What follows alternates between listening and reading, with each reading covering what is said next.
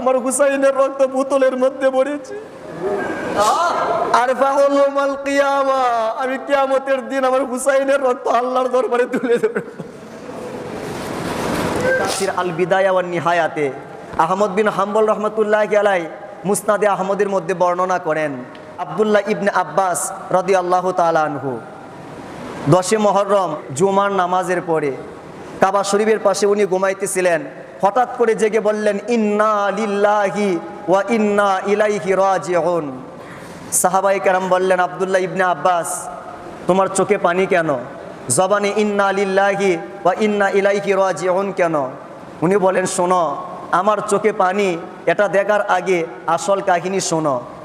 আমি একটু আগে বিশ্রাম নিচ্ছিলাম, আমি ঘুমাইতেছিলাম, কিন্তু ঘুমের ভোরে মদিনার কামলেওয়ালা নবীজিকে স্বপ্নে দেখলাম অস্বাভাবিক অবস্থায়।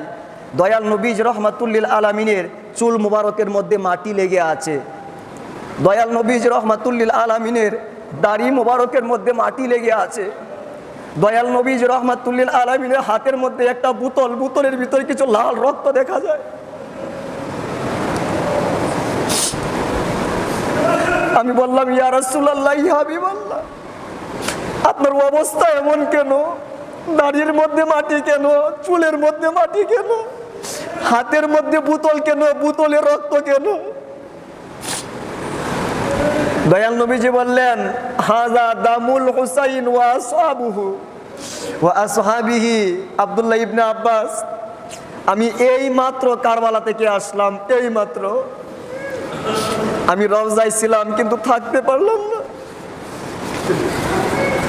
আমি কারবালাতে গিয়েছি, সেখানে গিয়ে এক ফুটা একটা ফুটা আমার হুসাইনের রক্ত বোতলের মধ্যে ভরেছি।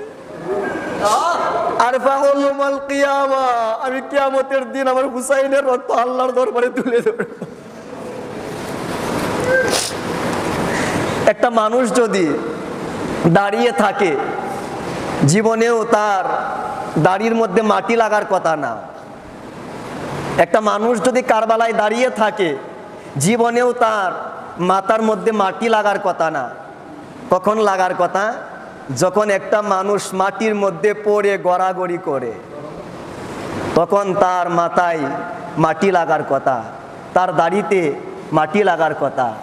আমার দয়াল নবীজ রহমাতুল্লিল আলামিন কারবালার ময়দানে গড়াগড়ি করেছেন হুসাইনের শাহাদতের কারণে, যার কারণে দাড়ির মধ্যে মাটি লেগে আছে, চুলের মধ্যে মাটি লেগে আছে।